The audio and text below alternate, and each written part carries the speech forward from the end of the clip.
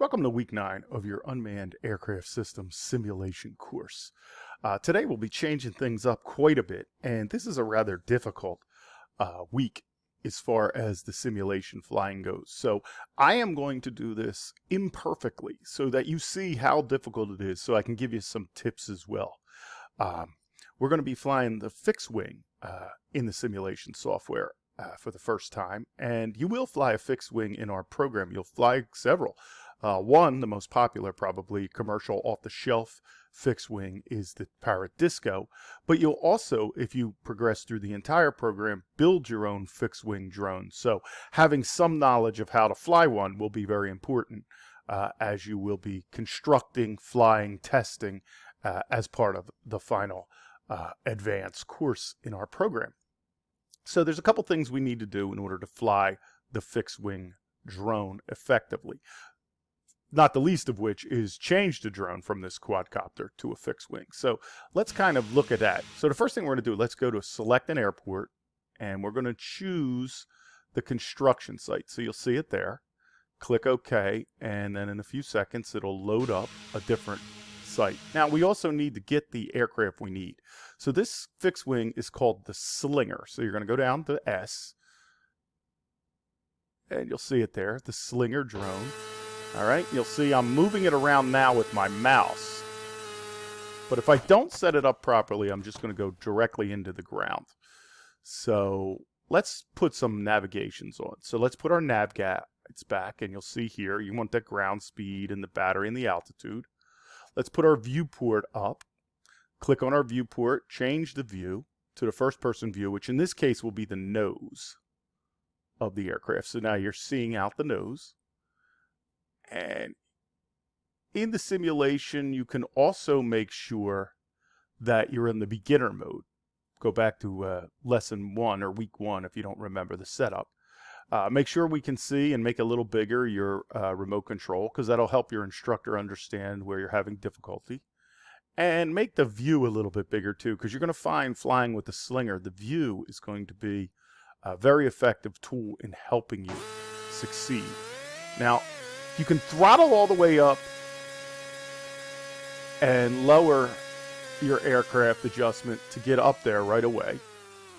And you will find it a little bit difficult taking off the first few times.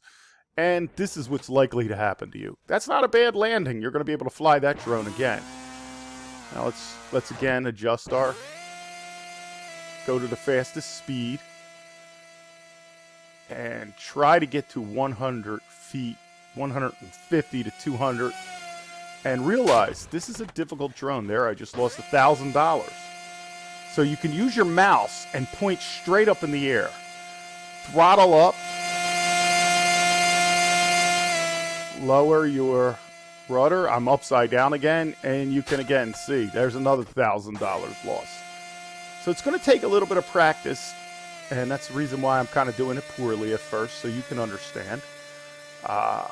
And start to use, well, we can save the drone that time. Start to use that first-person nose view again to help you.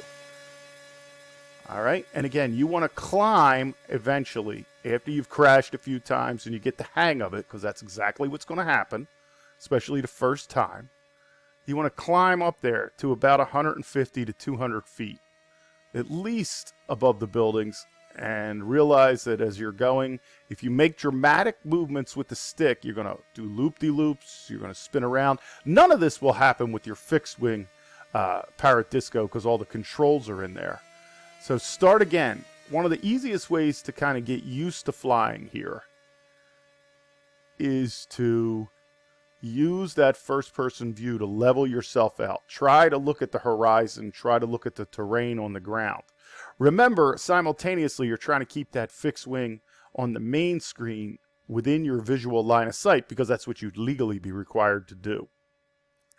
Once you're up there, what I want you to try to do is try to do a couple of figure eights. They're going to be large.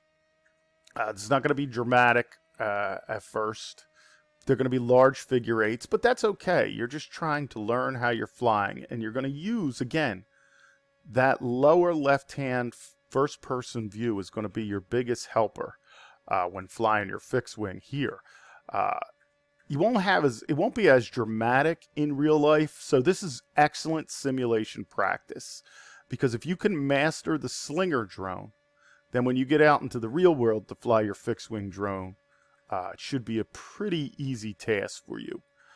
Because again, you're going to have your GPS controls are going to be much stronger. You're going to have your stabilization controls, your IMU, all the things you learn about in numerous classes here at the college. You can see here I am intentionally kind of struggling, trying to get that city view into focus, trying to get it straightened out. And this is one of those areas where just even the slightest touch on the sticks of your remote control will have a dramatic impact on this particular simulated drone. So you want to keep that in mind. What we're going to do is you're going to fly free for a while and just have a good time. Fly around the city, fly through the construction site, just fly around the mountains like I'm doing, just getting your bearings, getting your sense. Start to look over while you're flying and you're somewhat stable at your ground speed. Try to keep that in your 30-mile-an-hour zone. You can see it's kind of really easy and moving the sticks to kind of go faster. But if you get that down to your 35-mile-an-hour zone, you can start to look for this landing pad. And if you're going too fast or your height is too high, again, we're at 300 feet now, we're at the right speed, but way too high, you're going to have difficulty landing the drone. And what we're trying to do is to do a landing. The first thing I want you to try to do when you're practicing is just land on that roadway strip there and try to have a successful landing without crashing. You're going to crash many times before you're able to pull one in for a successful landing. Don't hit the crane, but the crane will help you kind of guide. Between the city and the construction site, the landing zone will be right there. So you can come in. Now you'll notice I'm coming in pretty quick. Now I'm up to 60 miles an hour. I'm definitely going to have to probably try to pull up. I might have been able to make that, but I might have broken the drone. So you got to watch that speed. You want to watch that altitude. And you want to try to come in for a smooth landing. Once you've mastered just landing, think back to the UAS 105 and the downwind entry point, the base leg, and then the landing leg. And remember, you're going to crash multiple times. So let's try again.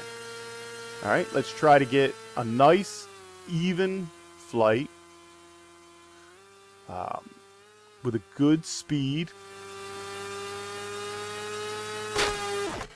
And too slow. Remember, too slow, too fast. Both are bad. You want to be between 30 and 35 miles per hour. And you want to get a good altitude up to about 100, 150 feet.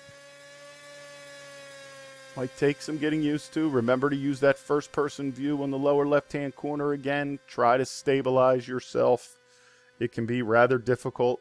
What you're ultimately trying to produce here is about a 1 to 2 minute video or a 1 to 2 minute live presentation in front of your instructor using something like GoToMeeting or in the classroom.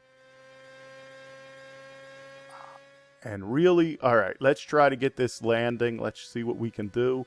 You want to slow down a little bit, a little too fast, but we might be able to make it. Oh, you might overshoot the landing a little bit. Go up. Remember, you want to come down nice, level, and easy. You don't want to destroy a $1,000 drone or $2,000 or whatever you might pay for it.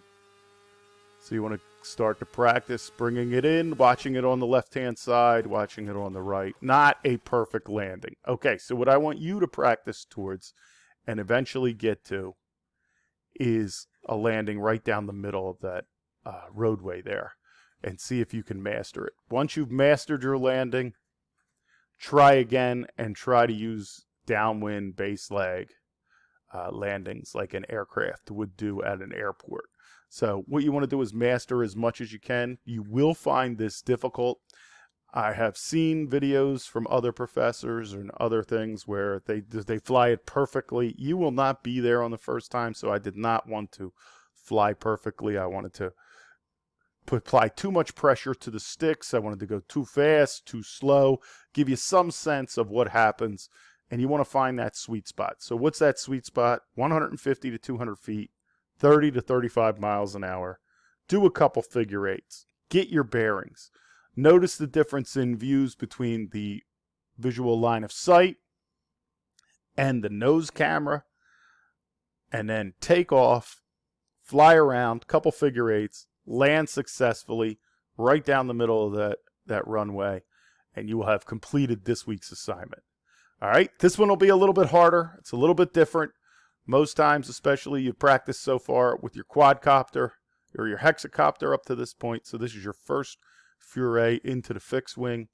Once you've completed the exercise and the video, go through some of the other airports. Try, different things. See if there's some obstacle courses you can go through, and really try to master your skills with the fixed wing drone. I think you'll find, like many of the students, that flying the fixed wing is the most fun in real life. So practicing here in simulation will get you to flying the fixed wing sooner, and I think you'll really find it to be an enjoyable experience. Take care. We'll see you next week.